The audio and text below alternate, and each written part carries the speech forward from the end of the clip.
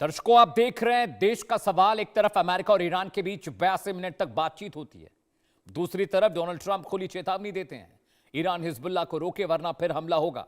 सवाल है, अगर बातचीत चल रही है तो धमकी क्यों, और अगर धमकी ही देनी थी तो बातचीत किस लिए? ईरान कह रहा है कि उसकी फ्रीज संपत्तियों को वापस करने पर चर्चा हुई। अमेरिका सुरक्षा की बात कर रहा है, लेकिन क्या पर्दे के पीछे कोई बड़ी डील पक रही है, या फिर दुनिया को एक और युद्ध के लिए तैयार किया जा रहा है? क्या ट्रंप की रणनीति ईरान को झुकाने की कोशिश है? क्या हिजबुल्लाह को लेकर अमेरिका का रुख क्षेत्रीय सुरक्षा का सवाल है या शक्ति प्रदर्शन? क्या मध्य पूर्व यानी मिडिल ईस्ट फिर बारूद के ढेर पर बैठ चुका है? आखिर धमकी और बातचीत दोनों साथ साथ क्यों, और क्या दुनिया एक नए टकराव की दहलीज पर खड़ी है? जरा जेडी वेंस को सुनिए, जब शांति वार्ता के लिए वो स्विट्जरलैंड पहुंचे थे, उन्होंने क्या कुछ कहा है। Than it was 10 years ago. And what we're trying to accomplish here is very simple. Through diplomacy, through working together to transform the Middle East, where Iran and the Gulf have been at war with each other, or at least have had very unfriendly relations. Iran has been a driver of regional instability. Now we see a future where everybody can work together to promote peace and prosperity for everyone. आपने JD Vance को सुन लिया, वो सिफारिश कर रहे हैं बेहतर भविष्य की ईरान और अमेरिका को लेकर, लेकिन एक्सपर्ट्स क्या कहते हैं? जो कुछ घटनाक्रम हो रहा है बीते 24 घंटे में, जरा वो भी सुन लीजिए। यूनाइटेड स्टेट्स ऑफ अमेरिका और ईरान के बीच में जो निगोशिएशंस हुए हैं, उसमें जो 82 मिनट्स की जो वार्ता चली है, वो ज़रूर एक सकारात्मक घटनाक्रम है। लेकिन यूनाइटेड स्टेट्स ऑफ अमेरिका के तरफ से ये स्पष्ट किया गया है कि जो भी MOU का भविष्य है वो ईरान के बिहेवियर पर निर्भर करेगा। ईरान को जो हिजबुल्लाह के ऊपर भी लगाम लगाने के लिए कार्य करना होगा, और यदि इजराइल के ऊपर हिजबुल्लाह बड़े खतरे पैदा करेगा तो ऐसे में यूनाइटेड स्टेट्स ऑफ अमेरिका कोई मिलिट्री कार्रवाई भी कर सकता है।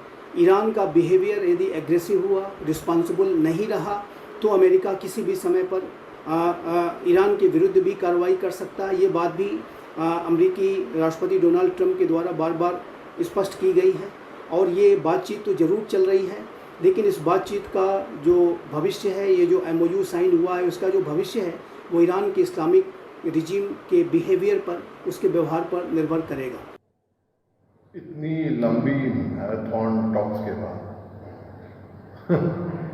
इतने मिनटों की, मतलब इतने, मैं तो घंटों की मीटिंग बोलूँगा, उसके बाद उसके बावजूद भी प्रेसिडेंट डोनाल्ड ट्रंप साहब ने हमला करने की धमकी क्यों दी? और अगर इजराइल और अमेरिका ने साथ में मिलकर जो जंग शुरू करी थी ईरान के साथ, अगर इस पे शांति वार्ता की बात हो रही है, अच्छी बात है। लेकिन देखिए, अगर ईरान हिजबुल्लाह जो कि मेनली लेबनान बैक्ड है, अगर इसको नहीं रोकता तो क्या होता है? मेनली क्योंकि हिजबुल्लाह भारी पड़ा था, वो जो कि नॉन स्टेट एक्टर है, तो प्रेसिडेंट डोनाल्ड ट्रंप साहब को भी इसके ऊपर धमकी देनी पड़ी, नहीं तो बात काफी हाथ से आगे जा रही थी। आपने एक्सपर्ट को सुन लिया, अब देश का सवाल भी सुन लीजिए जिस पर हम चर्चा करेंगे। सवाल नंबर 1, 82 मिनट की बातचीत के बाद भी ट्रंप ने हमले की चेतावनी आखिर क्यों दी है? सवाल नंबर 2 आपकी स्क्रीन पर दर्शकों, ईरान हिजबुल्लाह को नहीं रोकता है तो क्या अमेरिका फिर हमला करेगा ईरान पर? सवाल नंबर 3 जिस पर हम चर्चा करेंगे पैनल के साथ, क्या मिडिल ईस्ट एक और बड़े युद्ध के मुहाने पर अब खड़ा है? क्या एक और जंग होने वाली है कुछ ही वक्त में? सवाल नंबर 4, क्या ईरान बातचीत के जरिए वक्त खरीद रहा है, समय बाय कर रहा है? सवाल नंबर 5, इजराइल के नहीं मानने पर अमेरिका का अगला कदम क्या होगा? क्योंकि नेतन्याहू ने कह दिया है कि हम लेबनान पर हमले लगातार करेंगे, नहीं रुकने वाले। लेकिन दर्शकों, अगले 1 घंटे लगातार एक बड़ा विश्लेषण लेकर आए हैं, बड़ा पैनल भी साथ जुड़ेगा। लेकिन उससे पहले आपको बता दें कि आखिर 42 मिनट की बातचीत, जो 82 मिनट की बातचीत हुई थी, वो बेनतीजा क्यों रही, उसका नतीजा सिफर क्यों रहा, वो मैं आपको बताने जा रहा हूं। और उसके बाद मैं पूरा विश्लेषण आपको दूंगा कि क्या ईरान अमेरिका के बीच जो बातचीत चल रही है वो नतीजा कुछ दे पाएगी, या सिर्फ ये कागजी कार्रवाई है, ये सिर्फ कागज पर चलने वाली बातचीत है, और ना तो होर्मुज खुलेगा और ना ही बातचीत किसी नतीजे तक पहुंचेगी। देखिए ग्राफिक के जरिए मैं आपको बता रहा हूं आखिर वजह क्या है, मैं ऐसा क्यों कह रहा हूं। वजह नंबर 1, ट्रंप की ईरान को हमले की चेतावनी। उधर बातचीत चल रही थी, इधर ट्रंप ने धमकी दी है कि भाई जल्दी से बातचीत कर लीजिए, नहीं तो बड़ा हमला होगा अगर नतीजा सिफर निकलता है इस मीटिंग का। वजह नंबर 2, हॉर्मुज़ स्ट्रेट फिर बंद किया गया है। सोचिए वहां बातचीत चल रही है लेकिन हॉर्मुज़ स्ट्रेट फिर से बंद कर दिया गया है। ये क्या बातचीत है, ये किस तरह की बातचीत है कि वहां पर हॉर्मुज़ स्ट्रेट बंद हो रहा है और यहां पर बातचीत चल रही है।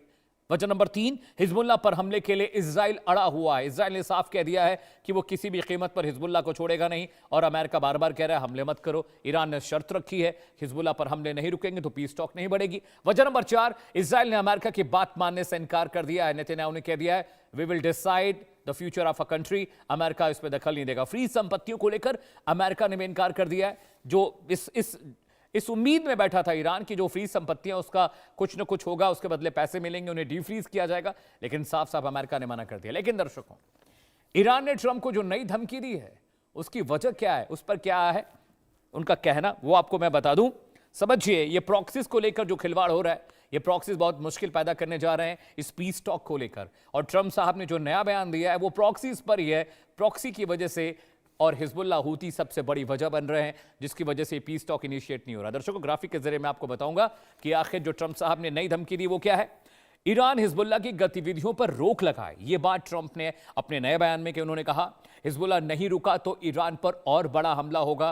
वो लगातार धमकी दे रहे हैं। इसके अलावा उन्होंने क्या कहा दर्शकों, बयान नंबर 3, उन्होंने कहा है कि ईरान अपने प्रॉक्सी संगठनों को इस्तेमाल करना जल्द से जल्द बंद करे, अगर ये बंद नहीं होंगे तो हमले नहीं रुकने वाले हैं। बयान नंबर 4, हिजबुल्लाह मिडिल ईस्ट शांति के लिए सबसे बड़ा रोड़ा है, ये बात वो कह रहे हैं और इसमें कोई दो राय नहीं है क्योंकि इजराइल मानने को तैयार नहीं है। बयान नंबर 5 आपकी स्क्रीन पर, हिजबुल्लाह ईरान का आतंकवादी संगठन है, एक बार फिर से देखिए रिपीट किया है अमेरिका ने। और बयान नंबर 6 अगला बयान, हिजबुल्लाह पूरी दुनिया के लिए बड़ा खतरा है, ये बात डोनाल्ड ट्रंप साहब ने कही। दर्शकों अगले ग्राफिक्स पर आते हैं। आपको मैंने ट्रंप का बयान बता दिया, मैंने आपको बता दिया कि क्यों ये 82 मिनट की बातचीत सिफर रही है, जीरो रही है। अब अमेरिका की धमकी पर ईरान ने पलटवार भी किया। दर्शकों ईरान ने भी दो टूक कह दिया है। ईरान ने क्या कहा है आपकी स्क्रीन पर, जवाब नंबर 1, हम अपने अमेरिकी धमकियों का असर नहीं होता, यानी वो कह रहे हैं हम पर अमेरिकी धमकियां बिल्कुल असर नहीं करती हैं। ईरान ने भी तगड़ा पलटवार किया है ट्रंप की धमकी पर। जवाब नंबर 2, हम अमेरिकी धमकियों को खारिज करते हैं, ये बात कह रहा है ईरान कि भाई अमेरिका जो कुछ कह रहा है हम उसको सिरे से खारिज कर रहे हैं, हमें कोई फर्क नहीं पड़ता इस तरह के बयान, इस तरह की धमकियों से। जवाब नंबर 3, तेहरान पर इन धमकियों का कोई असर नहीं पड़ता, तो वो साफ साफ कह रहे हैं हमें फर्क नहीं पड़ता, आपको जो कहना है करिए, आपको जो करना करिए, हमें फर्क नहीं पड़ता। जवाब नंबर 4, ईरान ने जो तगड़ा पलटवार दिया डोनाल्ड ट्रंप के बयान पर वो मैं बता रहा हूं आपको, अमेरिकी नेताओं को अपने बयानों में सावधानी बरतनी चाहिए। तो देखिए डिप्लोमैटिक कम्युनिकेशन कैसा होना चाहिए, यह ज्ञान भी ईरान अमेरिका को दे रहा है। जवाब नंबर 5 आपकी स्क्रीन पर, ईरानी सेना जरूरत पड़ने पर जवाब देने को तैयार है। तो ईरान अभी भी देखिए सख्ती से कह रहे हैं ईरानी कि हम आपको जवाब देने के लिए तैयार हैं। और जवाब नंबर 6 आपकी स्क्रीन पर, ईरान ने क्या कहा, वो जो चाहे कहें लेकिन कार्रवाई हम करेंगे। यानी वो कह रहे हैं कि ट्रंप सिर्फ कागजी शेर है, वो सिर्फ बातों की बात करते, जबानी जमा चलता है उनका, उनकी बातों से हमें असर पड़ने वाला नहीं है। लेकिन शांति वार्ता बर्बाद होगी। क्यों बर्बाद होगी? इजराइल की वजह से। नेतन्याहू का नैरेटिव क्या है वो भी आपके लिए जानना बहुत जरूरी है। नेतन्याहू पूरे शांति वार्ता के बिल्कुल उलट चल रहे हैं। नेतन्याहू ने क्या कहा है, हम डोनाल्ड ट्रंप के कहने पर काम नहीं करते हैं। ट्रंप कह रहे हैं कि भाई तुम लेबनान पर हमला रोक दो, इजराइल करता है, ऐसा नहीं हो सकता। बयान नंबर 2 जो नेतन्याहू ने कहा है, उन्होंने कहा ट्रंप मेरे कहे मुताबिक काम नहीं करते। वो कह रहे हैं कि ट्रंप मेरे हिसाब से नहीं चलते। अगला बयान क्या है वो भी सुन लीजिए। बयान नंबर 3 वो कह रहे हैं इजराइल अमेरिका के हिसाब से फैसले नहीं करता। वो साफ कह रहे हैं कि अमेरिका अलग मुल्क है, इजराइल अलग मुल्क है, सबके अपने अपने हित हैं। चौथा बयान जो नेतन्याहू ने दिया है इस पीस टॉक को लेकर, इजराइल अमेरिका सहयोगी हैं लेकिन दोनों देशों के अपने अपने हित हैं, यानी अपने अपने हितों के हिसाब से ही दोनों देश फैसला करेंगे, किसी का किसी के ऊपर कोई दबाव नहीं है। ये पीस टॉक जब चल रही थी तब नेतन्याहू ने बयान दिया है। 82 मिनट की बातचीत 0-0 रही है। बहुत इंपॉर्टेंट एंगल इजराइल का। बयान नंबर 5, हर मुद्दे पर हमारी राय एक जैसी नहीं होती है, यानी वो दो टूक बहुत प्रैक्टिकल बयान है इजराइल का। बयान नंबर 6 आपकी स्क्रीन पर आने जा रहा है दर्शकों। उन्होंने आगे क्या कहा, उन्होंने कहा इजराइल ईरान को परमाणु हथियार हासिल नहीं करने देगा। सारा बवाल तो इसी बात का है, इजराइल को डर है ईरान को परमाणु हथियार मिला तो पहला हमला इजराइल पर होगा। बयान नंबर 7 आपकी स्क्रीन पर, हमारी सरकार इस पर कोई समझौता नहीं करेगी, यानी साफ कह दिया है हिजबुल्लाह पर हमले नहीं रुकेंगे, हूती पर हमले नहीं रुकेंगे। बयान नंबर 8 आपकी स्क्रीन पर। जब तक जरूरत होगी तब तक सेना दक्षिणी लेबनान, साउथ लेबनान में रहेगी।